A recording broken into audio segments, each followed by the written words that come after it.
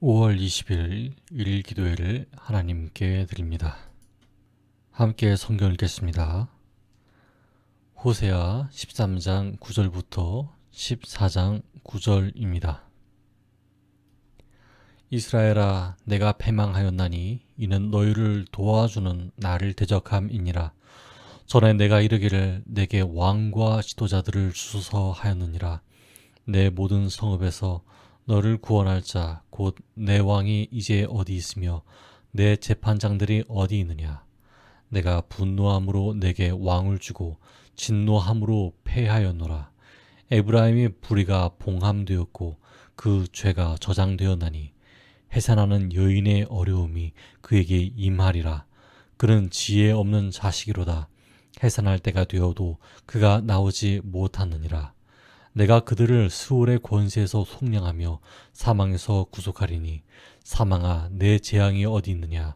스올아, 내 멸망이 어디 있느냐. 뉘우침이 내 눈앞에서 숨으리라.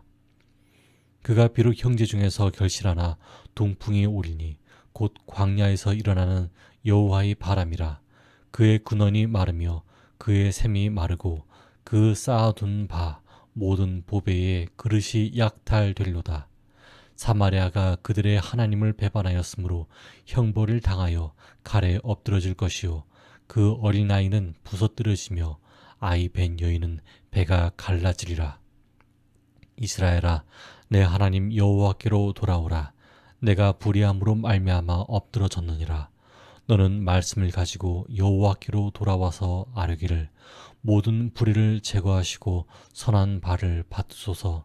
우리가 수송아지를 대신하여 입술의 열매를 주께 드리리이다. 우리가 아수르의 구원을 의지하지 아니하며 말이 타지 아니하며 다시는 우리의 손으로 만든 것을 향하여 너희는 우리의 신이라 하지 아니하오리니 이는 고아가 주로 말미암아 긍휼을 얻음이니이다 할지니라. 내가 그들을 반역을 고치고 기쁘게 그들을 사랑하리니 나의 진노가 그에게서 떠났음이니라. 내가 이스라엘에게 이슬과 같으리니 그가 백합화같이 피겠고 레바논 백향목같이 뿌리가 바뀔 것이라. 그의 가지는 퍼지며 그의 아름다움은 감람나무 같고 그의 향기는 레바논 백향목 같으리니 그 그늘 아래에 거주하는 자가 돌아올지라. 그들은 곡식같이 풍성할 것이며 포도나무같이 꽃이 필 것이며 그 향기는 레바논의 포도주같이 되리라. 에브라임의 말이 내가 다시 우상과 무슨 상관이 있으리오 할지라. 내가 그를 돌아보아 대답하기를 나는 푸른 잣나무 같으니 내가 나로 말미암아 열매를 얻으리라 하리라.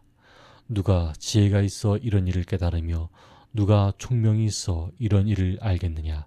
여호와의 도는 정직하니 의인은 그 길로 다니거니와 그러나 죄인은 그 길에 걸려 넘어지리라. 아멘. 오늘 우리의 예배와 기도를 받으시는 하나님을 뵙습니다. 말씀을 나눌 때 하나님의 임재가 우리 가운데 있기를 바랍니다. 오늘은 백성아 회복되어라 라는 제목으로 말씀을 전하겠습니다. 인생에게 있어서 왕이란 어떤 것일까요? 그리고 재판장이란 어떤 것일까요? 고대 구약 시대에는 사사라고 불리는 재판장과 선지자를 통해 세워진 왕이 존재했습니다. 이스라엘은 이들이 꼭 필요한 존재라고 인식했습니다. 그래서 하나님께 왕을 달라고 애원했었지요. 그리고 이스라엘은 전쟁을 통솔하는 지휘관으로 그들이 딸을 본으로 이들에게 의존했었습니다. 사람들은 지도자를 세웁니다. 그러나 그 지도자가 범죄인이라면 어떻게 해야 할까요? 그대로 따라야 할까요? 예수님의 비판하지 말라는 말씀은 심판하지 말라가 원문입니다. 그렇다면 지도자의 비리와 부정을 눈 감아주는 게 맞습니까? 잘못된 것을 비판하여 그런 일에서 돌이키도록 촉구해야겠지요. 본문은 이 예언을 읽는 모든 이들에게 지금까지 심각할 정도로 의지했던 사사와 왕들보다 하나님을 더욱 의지할 것을 요청하고 있습니다. 호세아 13장 9절에서 11절을 읽어보겠습니다. 이스라엘아, 내가 패망하였나니 이는 너를 도와주는 나를 대적함이니라. 전에 내가 이르기를 내게 왕과 지도자들을 주소서 하였느니라. 내 모든 성읍에서 너를 구원할 자 곧 내 왕이 이제 어디 있으며 내 재판장들이 어디 있느냐. 내가 분노함으로 내게 왕을 주고 진노하였므로 패하였노라. 아멘.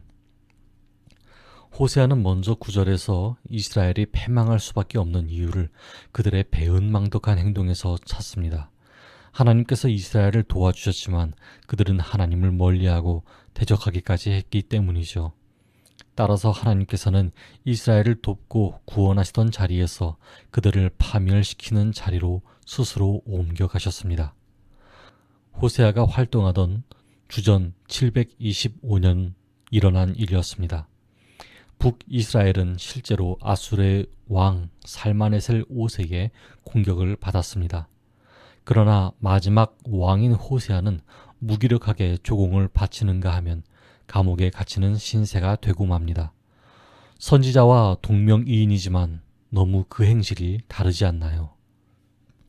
오늘날 우리는 지도자를 통해 그리고 권세자들을 통해 좋은 일을 배우는 동시에 더 나쁜 일을 배우기도 합니다. 그렇게 보면 반면교사가 참 많지요. 생활터전이 호락호락하지 않은 까닭에 그리고 욕심이 스며드는 까닭에 하나님보다 권세자들에게 아부하는 일들이 종종 있습니다. 하나님께서는 이 일들을 어떻게 여기실까요? 우리는 고조선부터 대한민국에 이르기까지 나라가 어떻게 멸망의 길을 가게 되었는지 다 배웠으면서도 쉬이 돌이키지 않는 것 같습니다. 여러분, 하나님께서는 멸망을 위해 역사하시는 분이 아닙니다. 멸망의 길을 가지 않게 하시기 위해 역사하시는 분입니다. 어쩌면 형벌을 가져오는 것은 하나님 본인이 아니라 하나님께서 만드신 세계의 구조에서 저항하고 반항하는 우리들일지도 모릅니다. 오늘 본문에 기록된 북이스라엘에게 내려진 형벌을 보십시오. 그 형벌에 애누리가 있습니까? 가장 강한 자부터 가장 약한 자까지 철저하게 그 형벌이 다가옵니다. 어느 누구도 하나님 앞에서 피하지 못합니다. 인간의 죄는 하나님 앞에서 결코 감춰질 수도 없습니다. 머리털까지 세시는 하나님 앞에서 감히 누가 피할 수 있겠습니까? 그러나 그런 형벌의 날이 온다고 하더라도 하나님께서는 그 백성을 잊지 않으십니다. 철부지 아이를 사랑하는 아버지같이 돌아온 탕자를 멀찍이 기다리는 아버지같이 사랑하십니다. 14장 1절부터 3절에 그 사랑이 기록되어 있습니다. 이스라엘아, 내 하나님 여호와께로 돌아오라. 내가 불의함으로 말미암아 엎드러 졌느니라. 너는 말씀을 가지고 여호와께로 돌아와서 아뢰기를 모든 불의를 제거하시고 선한 발을 받으소서. 우리가 수송아지를 대신하여 입술의 열매를 주께 드리리이다. 우리가 아수르의 구원을 의지하지 아니하며 말을 타지 아니하며 다시는 우리의 손으로 만든 것을 향하여 너희는 우리의 신이라 하지 아니하오리니 이는 고아가 주로 말미암아 긍휼을 얻음이니이다 할지니라. 아멘. 이처럼 하나님께서는 수송아지를 잡아드리는 제사보다 입술과 삶의 열매를 드리는 것을 더 좋아하십니다. 강대국의 구원, 군사력, 우상 등을 더 이상 의지하지 않겠다는 결심을 행동으로 옮기는 삶을 원하신다는 뜻입니다. 14장 3절에 나타난 세 가지 결심을 보십시오. 이 세 가지 결심은 오직 하나님께 충성하고 오직 하나님만 의지하겠다는 의지를 포함합니다. 북이스라엘에게 심판은 이제 곧 다가옵니다. 더 이상 멈출 기회는 없습니다. 그러나 그들이 돌이키는 것은 여전히 중요합니다. 모든 형벌이 맞춰졌을 때 다시 회개할 은혜를 체험하기 때문입니다. 아수르로 인한 심판 후 하나님께서는 죄로 인해 심판받은 이스라엘이 정신을 차리고 다시 돌아올 것을 원하셨습니다. 이스라엘이 하나님의 뜻에 따라 세상을 살면서 강대국의 무력이나 우상의 힘을 더 이상 의존하지 않겠다고 다짐하기를 원하십니다. 여러분, 이같이 하나님께서는 말씀하신 계획을 반드시 이루십니다. 그리고 우리의 삶 전체에 영향을 미칩니다. 그러므로 우리는 어떻게 살아야 합니까? 멸망받는 북이스라엘처럼 정의나 불의를 상관하지 않고 이익이 되는 모든 것들을 하염없이 붙잡아야 할까요? 이미 하나님께서는 호세아를 통해 저와 여러분에게 경고하셨고 지혜를 주셨습니다. 그 경고와 지혜를 마음에 새기고 하나님께 도움을 요청하면서 이 땅에 천국을 이루는 저와 여러분 되기를 바랍니다. 그러므로 오늘은 이렇게 기도하면 좋겠습니다. 첫째, 불의한 인맥임에도 불구하고 하나님보다 의지했던 존재가 있었는지 깨닫게 되도록 기도합시다.